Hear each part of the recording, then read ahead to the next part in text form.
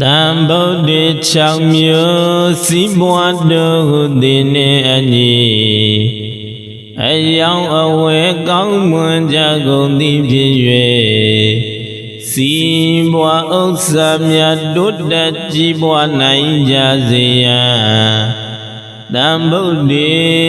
6မျိုးတို့ကိုရွတ်ဖတ်ပူဇော်ပေးမှဖြစ်ပါတယ်တံဗုဒ္ဓေ6မျိုးကာတာတော်တို့ကိုနေ့စဉ်ကိုကောက်ပုံမှန်ရွတ်ပတ်ပူဇော်ပေးခြင်းအပြင်အန္တရာယ်ကင်းခြင်းအယောင်အဝဲအလုံးအကိုင်းများအစဉ်ပြေခြင်းစီးပွားဥစ္စာများတိုးတက်ခြင်းဟုသောကောင်းကျိုးချမ်းသာပြပြတို့ကိုရရှိစေနိုင်ပါတယ်တံဗုဒ္ဓေ6မျိုးကာတာတော်တို့တွင်အရှိကျွန်းတံဗုဒ္ဓေကာတာတော်ကိုရှိဥစွာရွတ်ဖတ်ပူဇော်ပေးမှဖြစ်ပါတယ်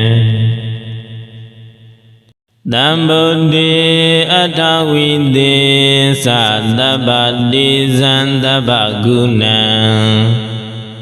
တဗ္ဗဒုက္ခံလဗ္ဗတုမေသာရဝိစာရာစရိသသာယံပိစ္ဆဗုဒ္ဓမဟာတိဇံသဗ္ဗညုတညာနာဝရံ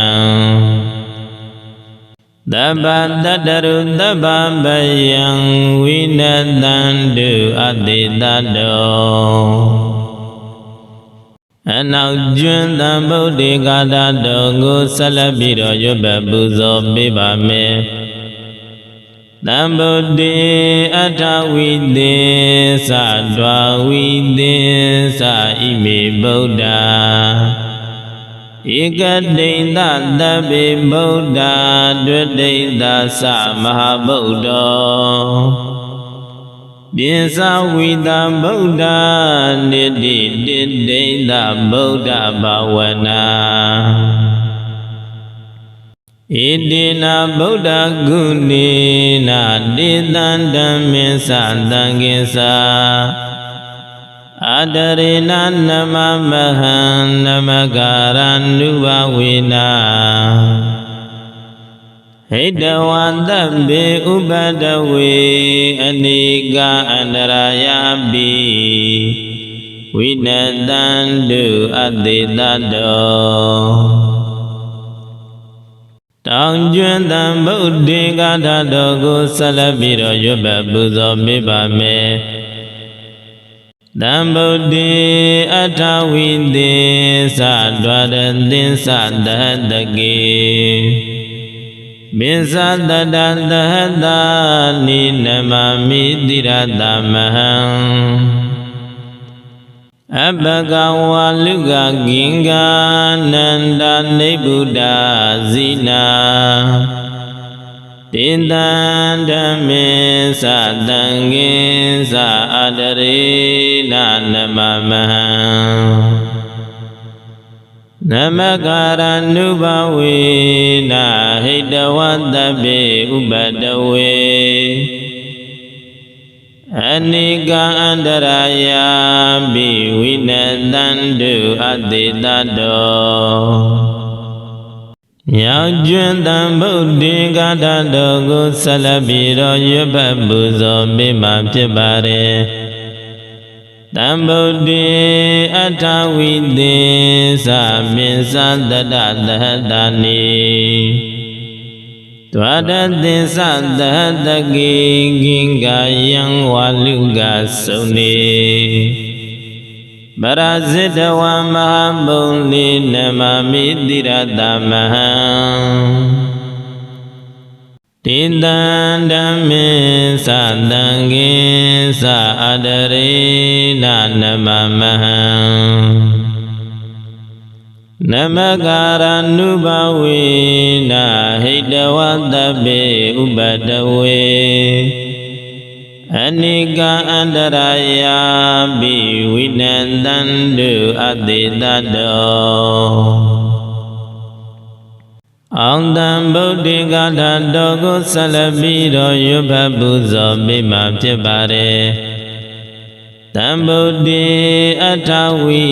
တတိမမကိစ္စတိပုရတောမေဇာဗုဒ္ဓမဟာတေဇာမမတိသေနိတိတတိဒိဗ္ဗတိဓမ္မရကံတုမေဇယမေကလံအကံတပိပိမေနမတာမိဂုဏေအပတ္တိပုဂ္ဂလေ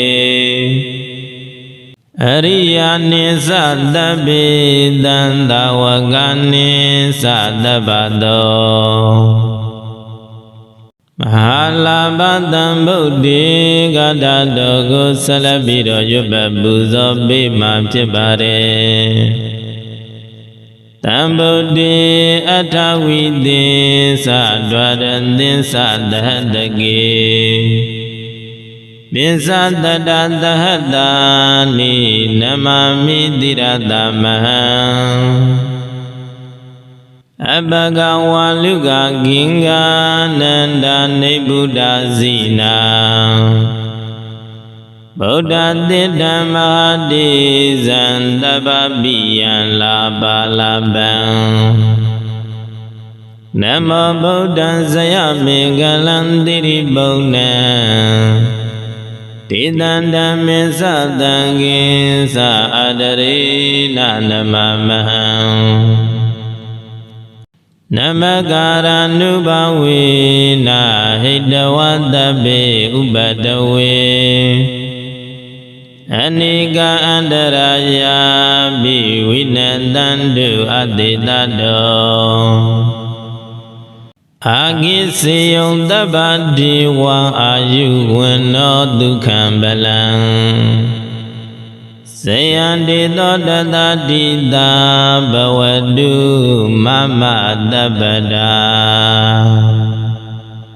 သာဓုသာဓုသာဓုဝဖေယတံဗုဒ္ဓေ6မျိုးစီးပွားတို့ဟုသည်နှင့်အညီအယောင်အဝဲကောင်းမွန်ကြကုန်သည်ဖြစ်၍စီးပွားဥစ္စာများတိုးတက်ကြီးပွားနိုင်ကြစေရန်တံဗုဒ္ဓေ6မျိုးတို့ကိုရွတ်ဖတ်ပူဇော်ပေးမှာဖြစ်ပါတယ်တံဗုဒ္ဓေ6မျိုးဂါထာတော်တို့ကိုနေ့စဉ်ကိုယ်ကောက်ပုံမှန်ရွတ်ပတ်ပူဇော်ပေးခြင်းအပြင်အန္တရာယ်ကင်းခြင်းအယောင်အဝဲအလုံးအကိုင်းများအစဉ်ပြေခြင်းစီးပွားဥစ္စာများတိုးတက်ခြင်းဟုသောကောင်းကျိုးချမ်းသာပြပြတို့ကိုရရှိစေနိုင်ပါတယ်တံဗုဒ္ဓေ6မျိုးဂါထာတော်တို့တွင်အရှိကျွန်းတံဗုဒ္ဓေဂါထာတော်ကိုရှိဥစွာရွတ်ဖတ်ပူဇော်ပေးမှာဖြစ်ပါတယ်တံဗုဒ္ဓေအထဝိသေသတပ္ပတိဇံတပ္ပဂုဏံတပ္ပဒုက္ခံလဘတုမေသာရဝိစာရာစရိသစာယံပိသဗုဒ္ဓမဟာတိဇံတပိညုတညာနာဝရံတပ္ပတတရုတပ္ပပယံဝိနတံတုအတေတတောအနောက်ကျွန်းတံဗုဒ္ဓေဂါထာတော်ကိုဆက်လက်ပြီးတော့ရွတ်ပတ်ပူဇော်ပေးပါမယ်တံဗုဒ္ဓေအထဝိသေသဒွါဝိသေသဣမေဗုဒ္ဓဧကတိန်သတပိဗုဒ္ဓဒွတိန်သသမဟာဗုဒ္ဓောပိသဝိတံဗုဒ္ဓနိတိတိတိန်သဗုဒ္ဓဘာဝနာ Idina Buddha Gunina Didandamisa Dangisa Adarina Namamahan Namagaran Nuvawina Hidawandabbe Ubadawe Aniga Andarayabi Winadandu Adidado Tang Juan Tam Buddhi Gata Dogu Salabiro Yubba Buzo Mibame Tam Buddhi Atawide Sadwadadin Sadadagi Bisadadadada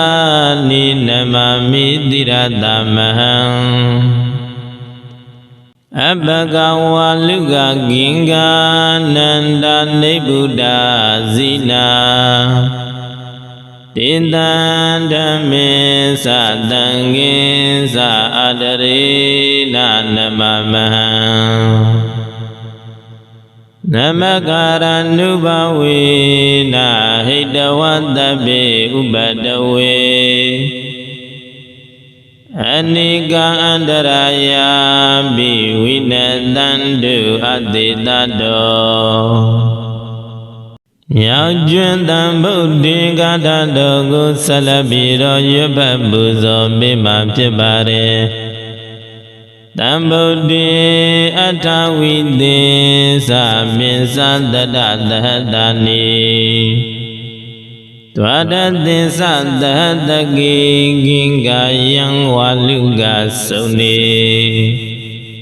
Barazita Wa Mahabuli Namami Diradamaha Tindandame Sadangin Sadarina Namamaha Namakara Nubawina Hidawadabe Ubadawe Anika Andaraya Biwinadandu Adidado Ang Tam Buddhi Gata Dogu Salabiro Yubba Buzo Bima Pibare Tam Buddhi Atawi Dadi Mama Gisadi Burado Bisa Buddha Mahadiza Mama Didi Dadi Tibadi Damarakandu Mizaya Megala Agan Dabibi Minamadami Guni Abadi Bogale Ariyani Sadabi Dandawagani Sadabado Mahalabadam Buddhi Gata Dogu Salabiro Yubba Buzo Bima Pibare Tam Buddhi Atawide Sadwadadin Sadadagi Bisadadadadani Namami Diradamaha Abhagawa Luga Ginga Nanda Nebuddha Zina Buddha Didda Mahadi Zandababiyan Labalaban Namo Buddha Zaya Megalandiri Bona Tidandame Sadangin Sadarina Namamaha Namakara Nubawina Hidawadabe Ubadawe Anika Andaraya Biwinadandu Adidado Agisiyon Dabadi Wa Ayuwano Dukhambalang Sayandito Dadadida Bawadu Mama Dabada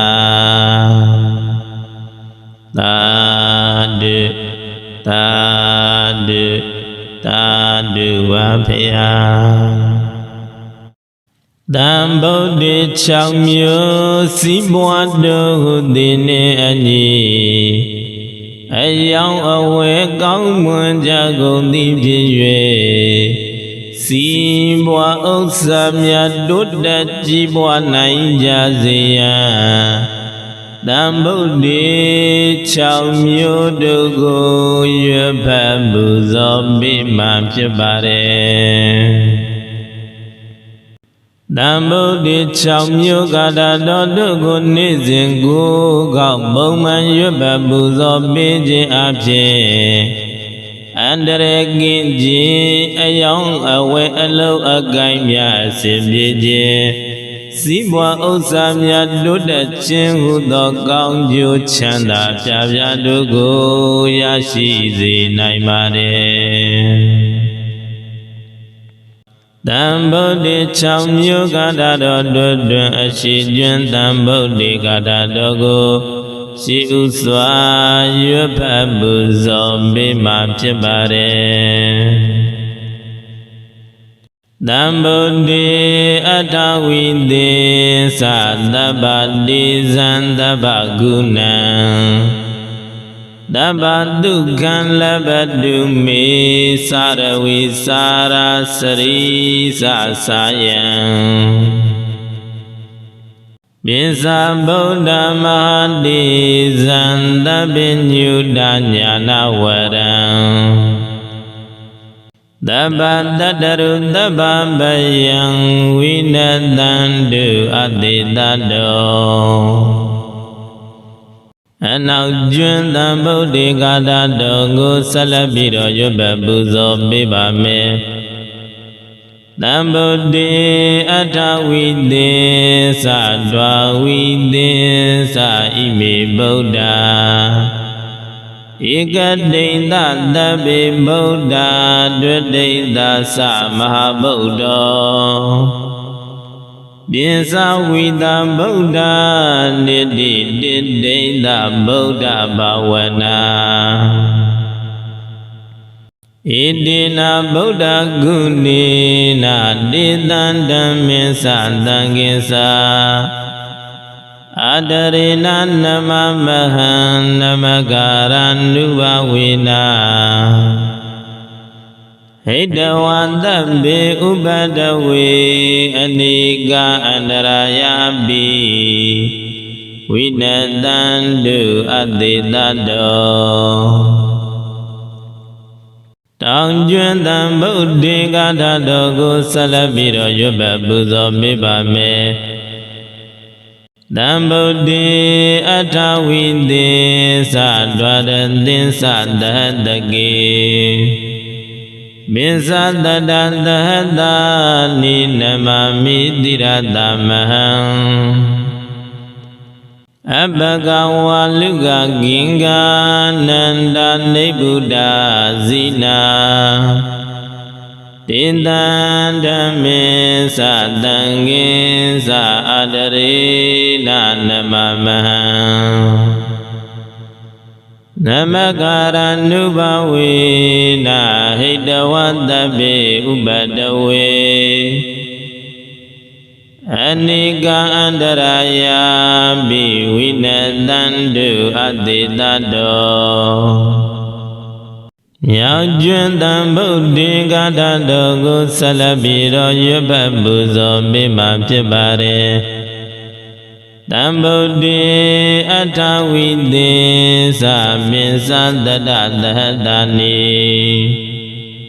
ဒွါရသင်္သသဟတကေဂင်္ဂာယံဝါလူကစုံနေပရဇိတဝမဟာဘုံလိနမမိတိရတမဟံတိတံဓမ္မေသတံဃေသအတရေနနမမဟံနမကာရဏုဘဝေနာဟိတဝတ္တပေဥပတဝေအနိကအန္တရာယပိဝိနတံတုအတိတတော အောင်တံဗုဒ္ဓဂါထာတော်ကိုဆက်လက်ပြီးတော့ရွတ်ဖတ်ပူဇော်ပေးမှာဖြစ်ပါတယ်တံဗုဒ္ဓေအထဝိတတိမမကိစ္စတိပုရတောမေဇာဗုဒ္ဓမဟာတေဇာမမတိသေတိတိတတိဒိဗ္ဗတိဓမ္မရကံတုမေဇယမေကလံအကံတပိပိမေနမတာမိဂုဏေအပတ္တိပုဂ္ဂလေအရိယာနိသတပိတံသဝကနိသတပ္ပတောမဟာလာဘတံဗုဒ္ဓေဂါထာတော်ကိုဆက်လက်ပြီးတော့ရွတ်ပတ်ပူဇော်ပေးမှာဖြစ်ပါတယ်တံဗုဒ္ဓေအထဝိသေသဒွါရသင်္သသဟတကေပိစ္ဆတတသဟတာနိနမမိတိရတမဟံအပကဝါလူကဂင်္ဂာနန္ဒနိဗ္ဗုဒ္ဓဇိနာဗုဒ္ဓတိဓမ္မတေဇံတပ္ပပိယံလာပါလပံနမောဗုဒ္ဓံဇယမေကလံတိရိဗုဒ္ဓံတေတံဓမ္မေသတံကိသအတရေနနမမဟံ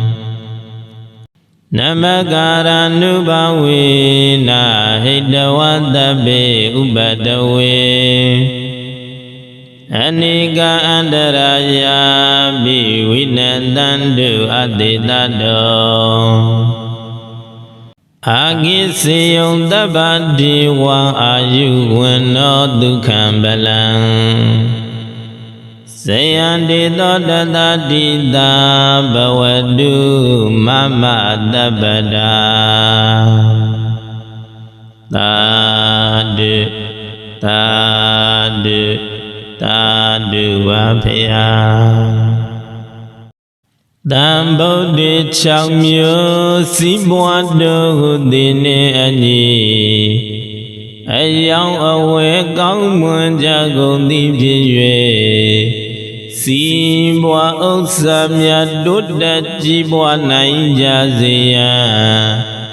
တံဗုဒ္ဓေ6မျိုးတို့ကိုရွတ်ဖတ်ပူဇော်ပေးမှာဖြစ်ပါတယ်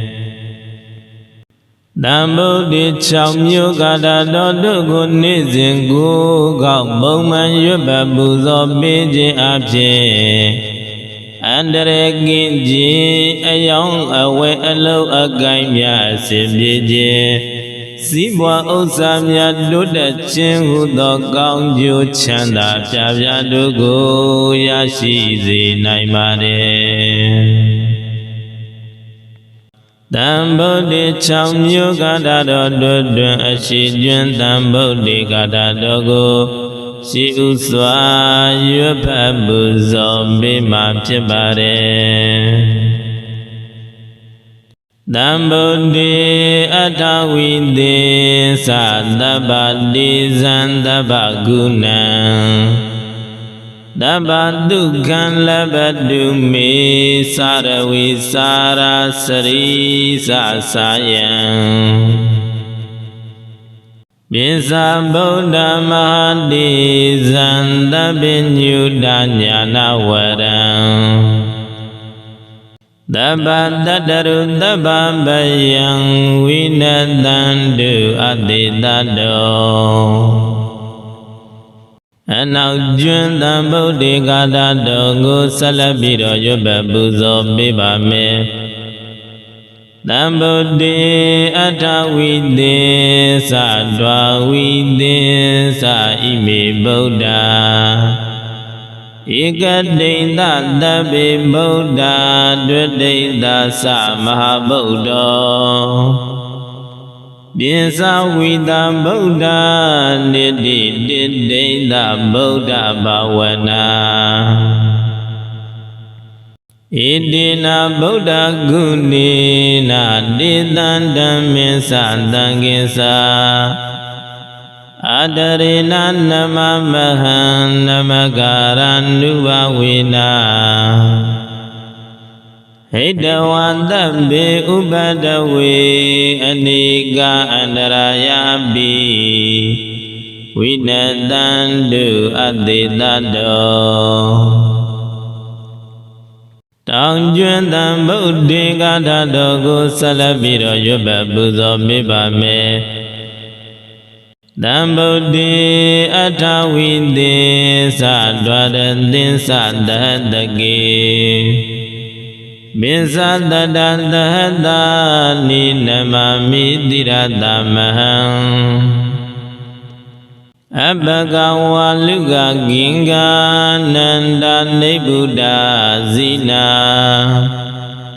Tindandame Sadangi Saadarina Namamaha Namakara Nubawina Hidawadabe Ubadawe Anika Andaraya Biwinadandu Adidado Yajuan Tam Buddhi Gata Dogu Salabiro Yuba Buzo Bima Pibare Tam Buddhi Atawidi Sabisa Dadadadani Twadadi Sadadagi Ginga Yang Waluga Suni Barazita Wa Mahabuli Namami Diradamaha Tindandami Sadangi Saadarina Namamaha Namakara Nubawina Hidawadabe Ubadawe Anika Andaraya Biwinadandu Adidado Ang Tam Buddhi Gata Dogu Salabiro Yuba Buzo Bima Pibare Tam Buddhi Atawi Dadi Mama Gisati Burado Bisa Buddha Mahadiza Mama Didi Dadi Tibadi Damarakandu Mizaya Megala Agan Dabibi Minamadami Guni Abadi Bogale Ariyani Sadabi Dandawagani Sadabado Mahalabadam Buddhi Gata Dogu Salabiro Yuba Buzo Bima Pibare Tam Buddhi Atawidi Sadwaradin Sadadagi Bisa Dadadadani Namami Diradamaha Abhagawa Luga Ginga Nanda Nibuddha Zina Buddha Didda Mahadi Zandababiyan Labalaban Namo Buddha Zaya Megalandiri Buddha Tidandame Sadangi Saadarina Namamaha Namakara Nubawina Hidawadabe Ubadawe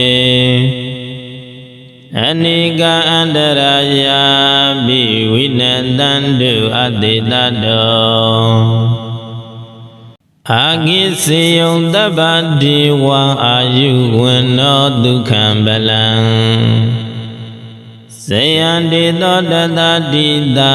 Bawadu Mama Dabada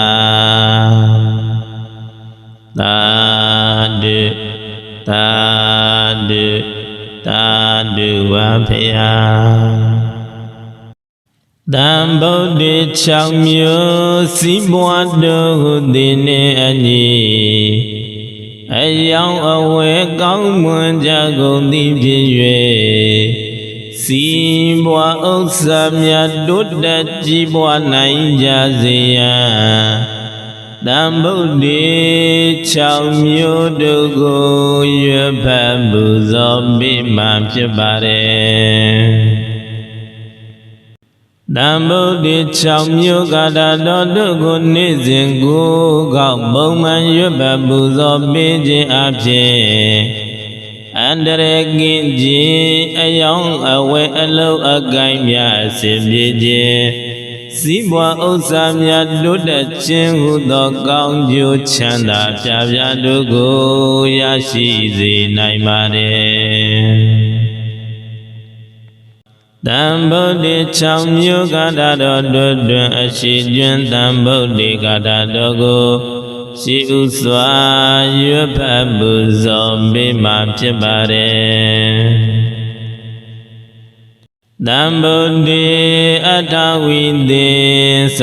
သဗ္ဗတိဇံသဗ္ဗဂုဏံ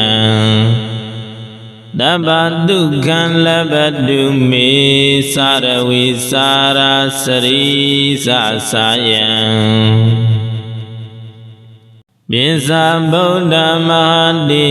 ဇံသဗ္ဗညုတညာနာဝရံ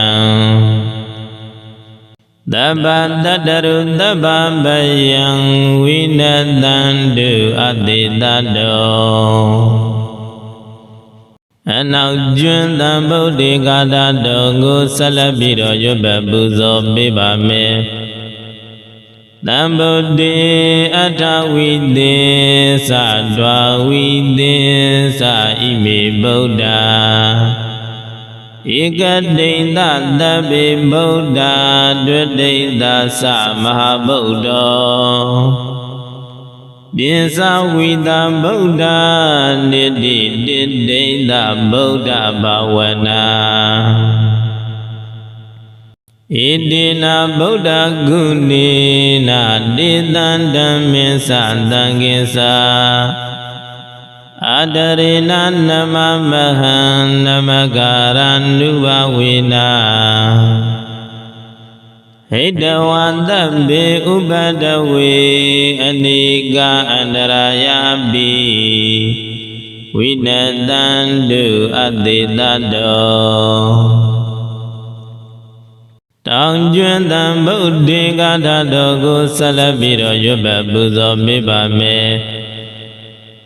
တံဗုဒ္ဓေအထဝိသေသဒွါရသင်္သသဟတကေ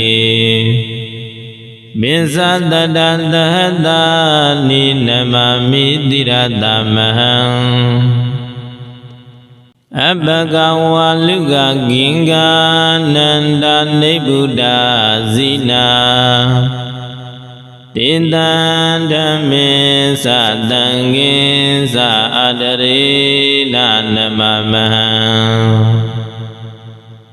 နမကာရဏုဘဝေနာဟိတဝတ္တပေဥပတဝေအနိကအန္တရာယပိဝိနတံတုအတိတတောမြောက်ကျွန်းတံဗုဒ္ဓေကာတာတော်ကိုဆက်လက်ပြီးတော့ရွတ်ပတ်ပူဇော်ပေးမှဖြစ်ပါတယ်တံဗုဒ္ဓေအထဝိသေသပိစ္ဆတတသဟတနိဒွါရသင်္သသဟတကေဂင်္ဂာယံဝါလူကစုံနေပရဇိတဝံမဟာဘုံလိနမမိတိရတမဟံတေတံဓမ္မေသတံဃေသအတရေနနမမဟံနမကာရဏုဘဝေနာဟိတဝတ္တပေဥပတဝေအနိကအန္တရာယပိဝိနတံတုအတိတတော အောင်တံဗုဒ္ဓဂါထာတော်ကိုဆက်လက်ပြီးတော့ရွတ်ဖတ်ပူဇော်ပေးမှာဖြစ်ပါတယ်တံဗုဒ္ဓေအထဝိတတိမမကိစ္စတိပုရတော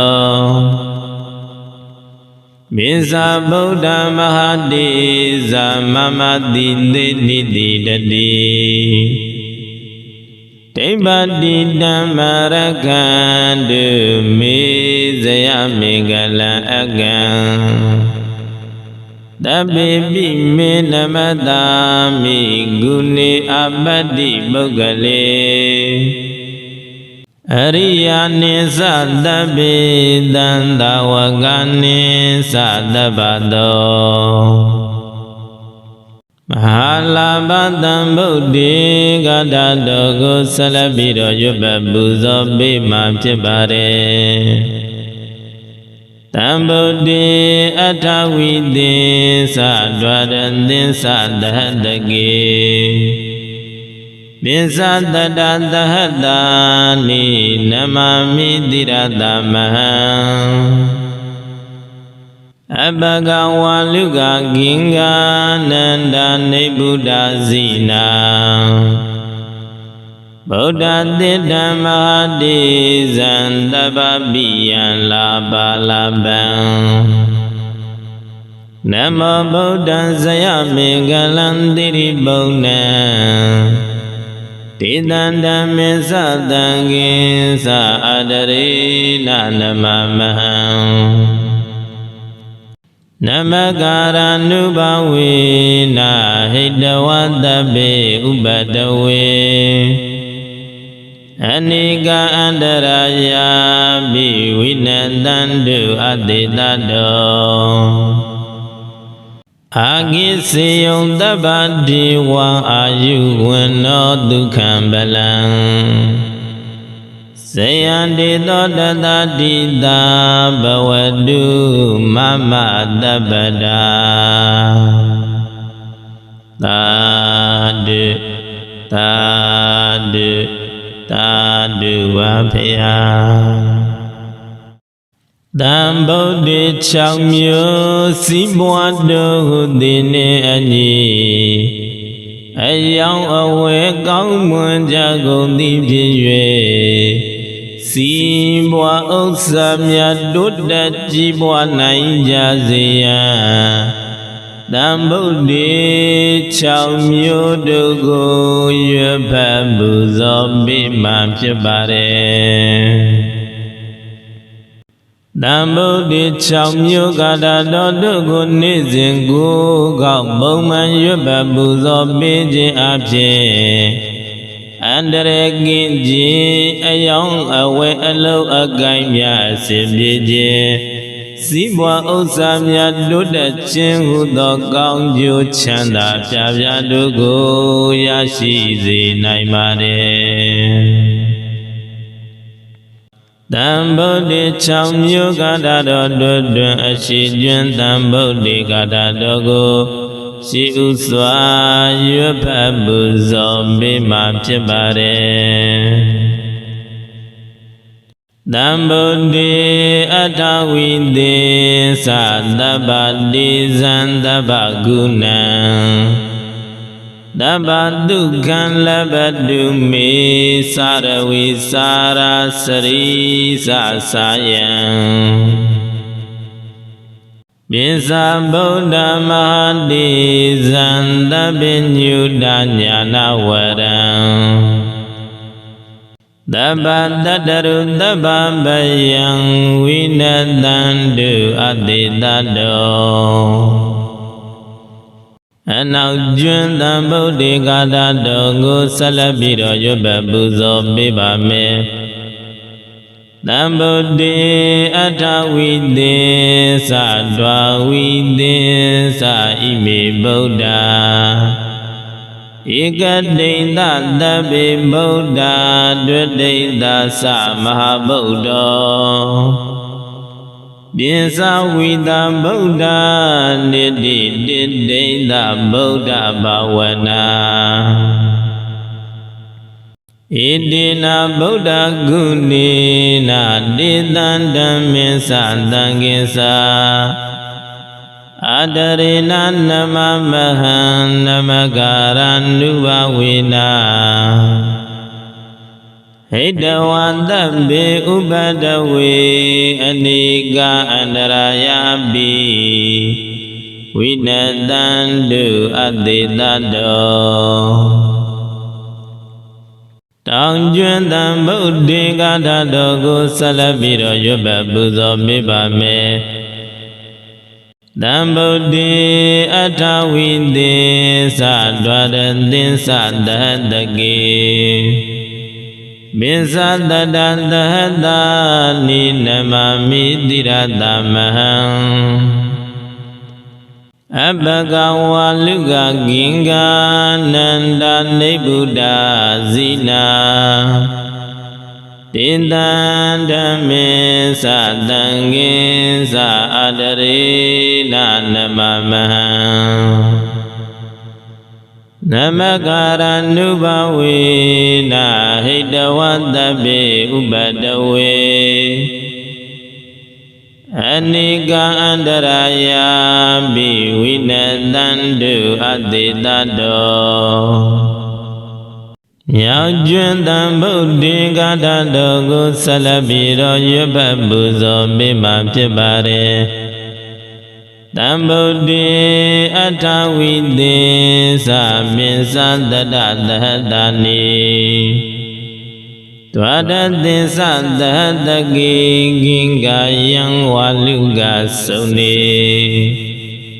Barazita Wa Mahabuli Namami Diradamaha Tindandame Sadangin Sadarina Namamaha Namagaranubawina Hidawadabe Ubadawe Anika Andaraya Biwinadandu Adidado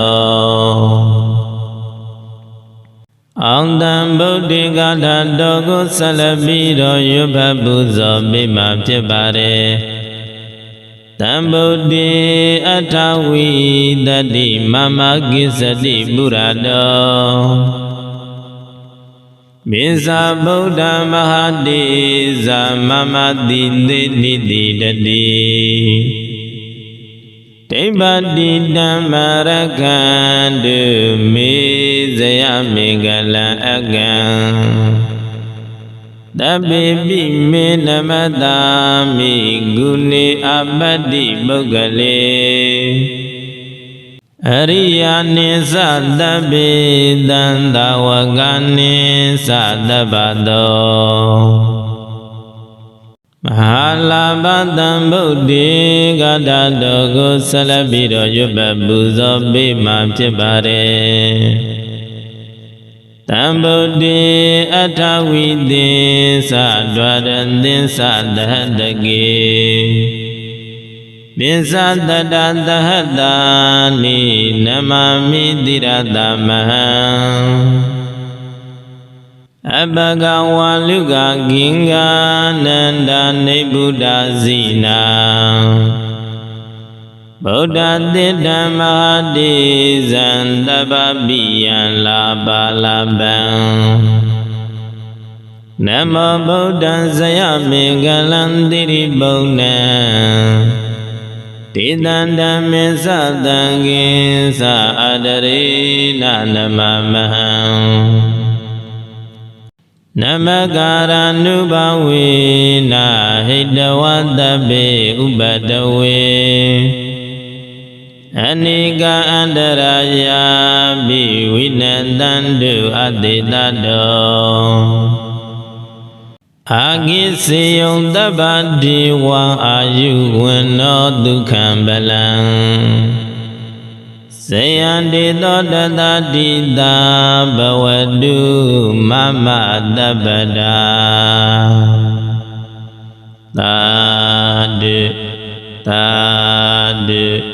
Tadu Wapaya တံဗုဒ္ဓေ6မျိုးစီးပွားတို့ဟုသည်နှင့်အညီအယောင်အဝဲကောင်းမွန်ကြကုန်သည်ဖြစ်၍စီးပွားဥစ္စာများတိုးတက်ကြီးပွားနိုင်ကြစေရန်တံဗုဒ္ဓေ6မျိုးတို့ကိုရွတ်ဖတ်ပူဇော်ပေးမှဖြစ်ပါတယ်တံဗုဒ္ဓေ6မျိုးကာတာတော်တို့ကိုနေ့စဉ်ကိုကောက်ပုံမှန်ရွတ်ပတ်ပူဇော်ပေးခြင်းအပြင်အန္တရာယ်ကင်းခြင်းအယောင်အဝဲအလုံးအကိုင်းများအစဉ်ပြေခြင်းစီးပွားဥစ္စာများတိုးတက်ခြင်းဟုသောကောင်းကျိုးချမ်းသာပြပြတို့ကိုရရှိစေနိုင်ပါတယ်တံဗုဒ္ဓေ6မျိုးကာတာတော်တို့တွင်အရှိကျွန်းတံဗုဒ္ဓေကာတာတော်ကိုရှိဥစွာ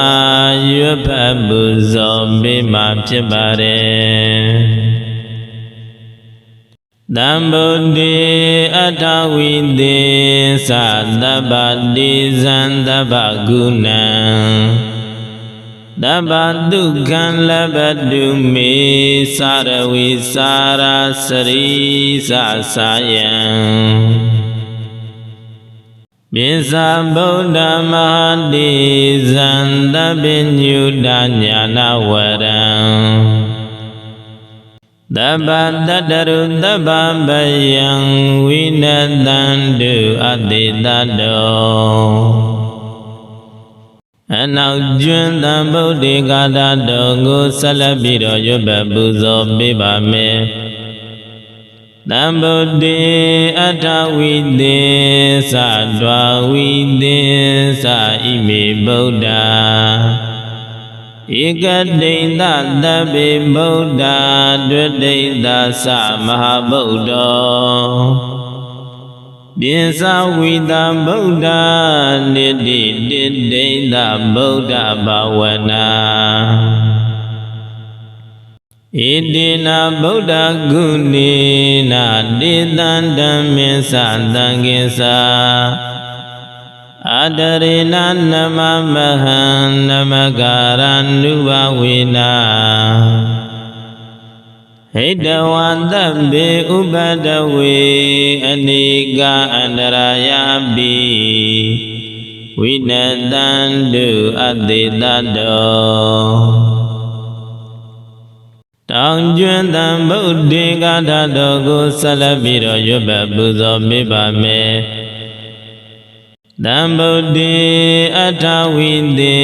သဒွါရသင်္သသဟတကေပိသတတသဟတာနိနမမိတိရတမဟံအပကဝါလူကဂင်္ဂာနန္ဒနိဗ္ဗုဒ္ဓဇိနာတိတံဓမ္မေသတံဃေသအတရေနနမမဟံနမကာရဏုဘဝေနာဟိတဝတ္တပေဥပတဝေအနိကအန္တရာယပိဝိနတံတုအတိတတောမြောက်ကျွန်းတံဗုဒ္ဓေကာထာတော်ကိုဆက်လက်ပြီးတော့ရွတ်ပတ်ပူဇော်ပေးမှဖြစ်ပါတယ်တံဗုဒ္ဓေအထဝိသေသပိသတတသဟတာနိဒွါရသင်္သသဟတကေဂင်္ဂာယံဝါလူကစုံနေပရဇိတဝမဟာဘုံလိနမမိတိရတမဟံတိတံဓမ္မေသတံဃေသအတရေနနမမဟံနမကာရဏုဘဝေနာဟိတဝတ္တပေဥပတဝေအနိကအန္တရာယပိဝိနတံတုအတိတတော အောင်တံဗုဒ္ဓဂါထာတော်ကိုဆက်လက်ပြီးတော့ရွတ်ဖတ်ပူဇော်ပေးမှာဖြစ်ပါတယ်တံဗုဒ္ဓေအထဝီတတိမမကိစ္စတိမူရတောမေဇာဗုဒ္ဓမဟာတေဇာမမတိသေတိတိတတိဒိဗ္ဗတိဓမ္မရကံတုမေဇယမေကလံအကံတပိပိမေနမတာမိဂုဏေအပတ္တိပုဂ္ဂလေအရိယာနိသတပိတံသဝကနိသတပ္ပတောမဟာလာဘတံဗုဒ္ဓေဂါထာတော်ကိုဆက်လက်ပြီးတော့ရွတ်ပတ်ပူဇော်ပေးမှာဖြစ်ပါတယ်တံဗုဒ္ဓေအထဝီသေသဒွါရသင်္သသဟတကေပိသတတသဟတာနိနမမိတိရတမဟံအပကဝါလူကဂင်္ဂာနန္ဒနိဗ္ဗုဒ္ဓဇိနာဗုဒ္ဓတိဓမ္မတိဇံတပ္ပပိယံလာပါလပံနမောဗုဒ္ဓံဇယမေကလံတိရိဗုဒ္ဓံတိတံဓမ္မေသတံကိသအတရေနနမမဟံနမကာရနုဘဝေနဟိတဝတ္တပေဥပတဝေအနိကအန္တရာယာပိဝိနတံတုအတေတတောအာဂိစေယံတပ္ပတိဝံအာယုဝနောဒုက္ခံပလံဇယံတေသောတတတိတာဘဝတုမမတပ္ပတာသာဓုသာဓုသာဓုဝဖေယတံဗုဒ္ဓေ6မျိုးစီးပွားတို့ဟုသည်နှင့်အညီအယောင်အဝဲကောင်းမွန်ကြကုန်သည်ဖြစ်၍စီးပွားဥစ္စာများတိုးတက်ကြီးပွားနိုင်ကြစေရန်တံဗုဒ္ဓေ6မျိုးတို့ကိုရွတ်ဖတ်ပူဇော်ပေးမှာဖြစ်ပါတယ်တံဗုဒ္ဓေ6မျိုးဂါထာတော်တို့ကိုနေ့စဉ်ကိုယ်ကောက်ပုံမှန်ရွတ်ပတ်ပူဇော်ပေးခြင်းအပြင်အန္တရာယ်ကင်းခြင်းအယောင်အဝဲအလုံးအကိုင်းများအစဉ်ပြေခြင်းစီးပွားဥစ္စာများတိုးတက်ခြင်းဟုသောကောင်းကျိုးချမ်းသာပြပြတို့ကိုရရှိစေနိုင်ပါတယ်တံဗုဒ္ဓေ6မျိုးဂါထာတော်တို့တွင်အရှိကျွန်းတံဗုဒ္ဓေဂါထာတော်ကိုရှိဥစွာရွတ်ဖတ်ပူဇော်ပေးမှာဖြစ်ပါတယ်တံဗုဒ္ဓေအထဝီသေသတပ္ပတိဇံတပ္ပကုဏံတပ္ပဒုက္ခံလဘတုမေသာရဝိစာရာစရိသာယံပိသဗုဒ္ဓမဟာတိဇံတပိညုတညာနာဝရံတပ္ပတတရုတပ္ပပယံဝိနတံတုအတေတတောအနောက်ကျွန်းတံဗုဒ္ဓေဂါထာတော်ကိုဆက်လက်ပြီးတော့ရွတ်ပတ်ပူဇော်ပေးပါမယ်တံဗုဒ္ဓေအထဝီသေသဒွါဝီသေသဣမေဗုဒ္ဓဧကတိန်သတပိဗုဒ္ဓဒွတိန်သသမဟာဗုဒ္ဓောပိသဝိတံဗုဒ္ဓနိတိတိတိန်သဗုဒ္ဓဘာဝနာ Idina Buddha Gunina Didandamisa Dangisa Adarina Namamahan Namagaran Nubawina Hidawandambi Ubadawi Aniga Andarayabi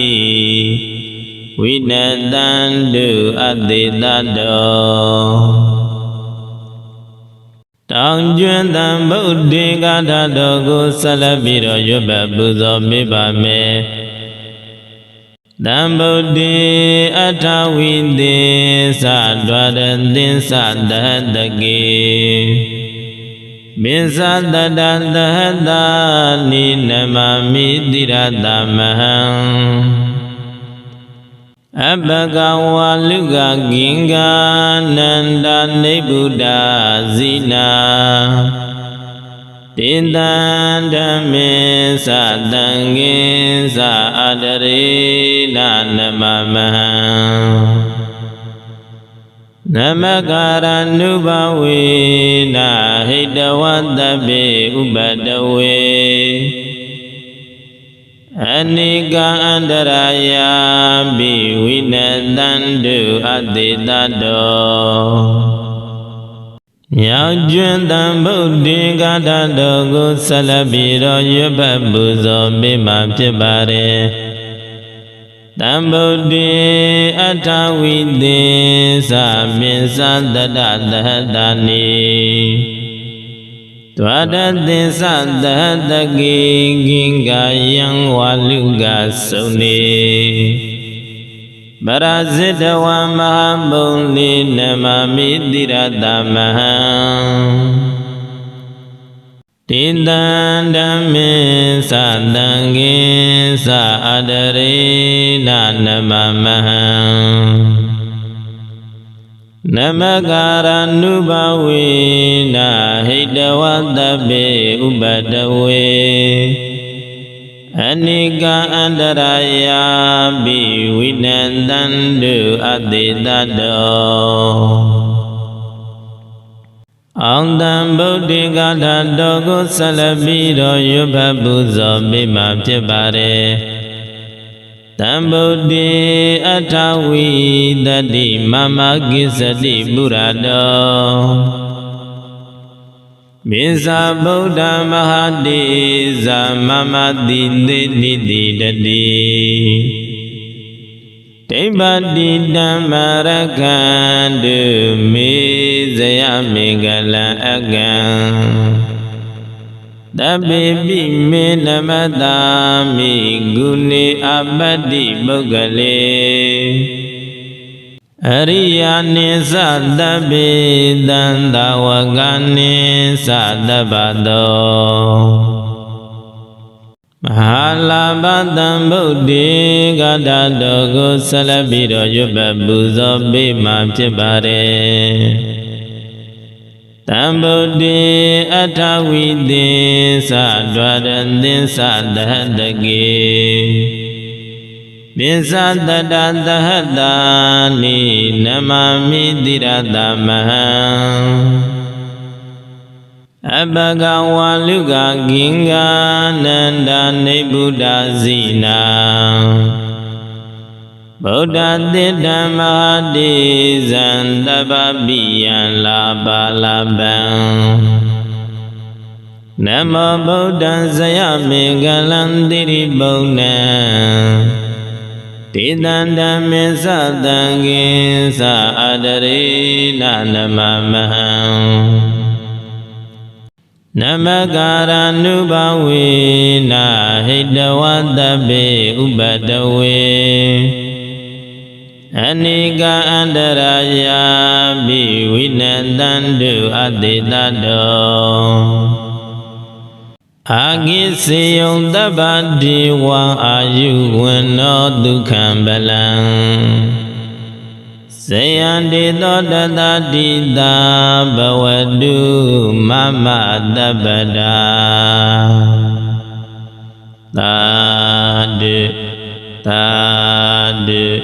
Tadu Wapaya တံဗုဒ္ဓေ6မျိုးစီးပွားတို့ဟုသည်နှင့်အညီအယောင်အဝယ်ကောင်းမွန်ကြကုန်သည်ဖြစ်၍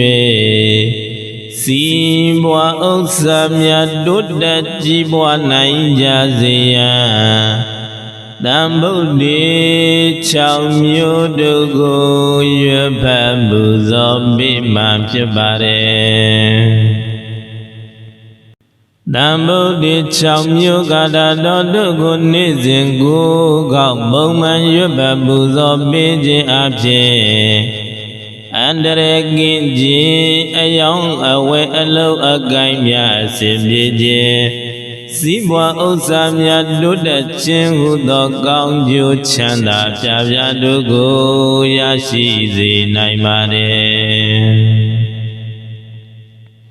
တံဗုဒ္ဓေ6မျိုးကာတာတော်တို့တွင်အရှိကျွန်းတံဗုဒ္ဓေကာတာတော်ကိုရှိဥစွာရွတ်ဖတ်ပူဇော်ပေးမှဖြစ်ပါတယ်တံဗုဒ္ဓေအထဝိသေသ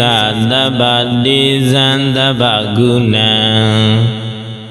တဗ္ဗဒုက္ခံလဗ္ဗတုမေသာရဝိစာရာစရိ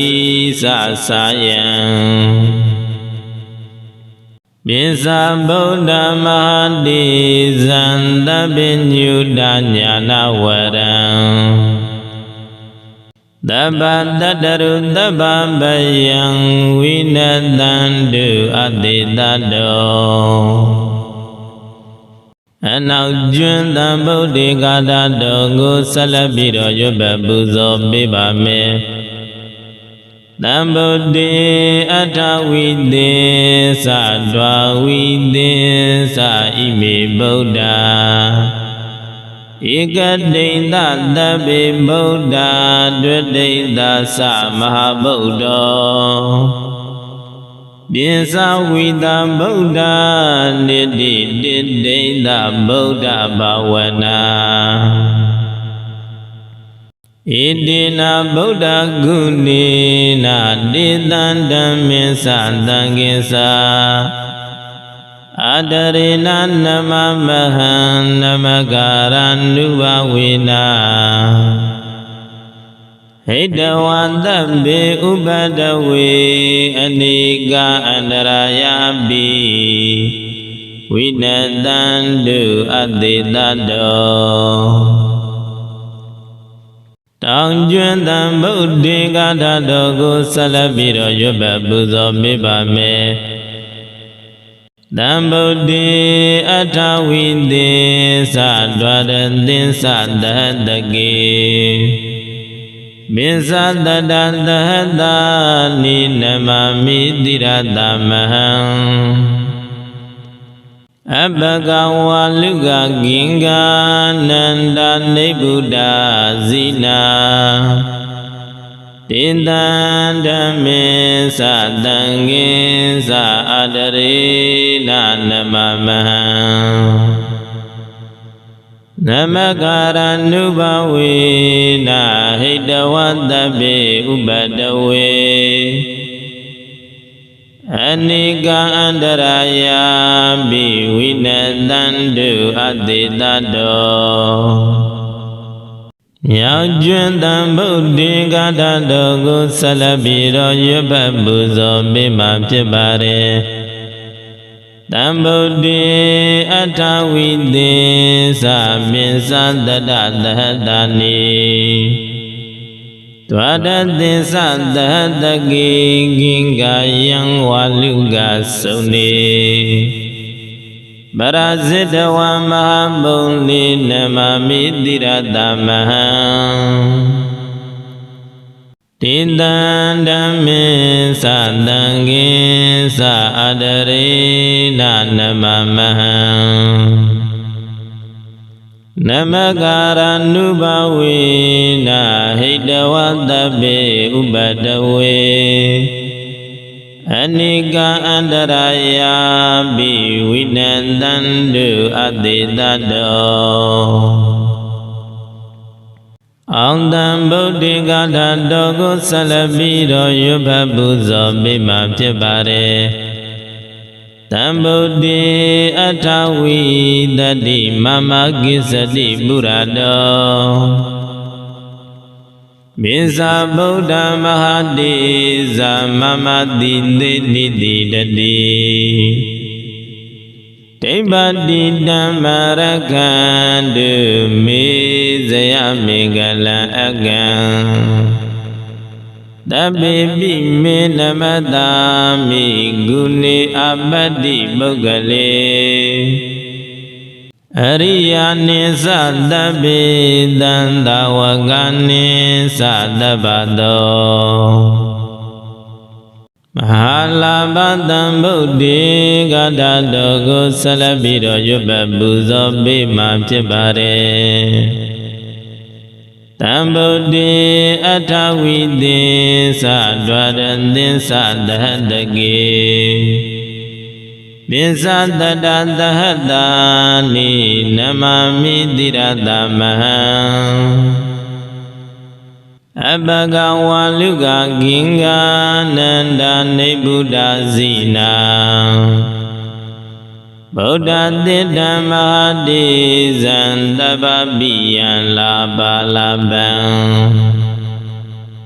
နမောဗုဒ္ဓံဇယမေကလံတိရိဗုဒ္ဓံတိတံဓမ္မေသတံကိသအတရေနနမမဟံနမကာရနုဘဝေနဟိတဝတ္တပေဥပတဝေ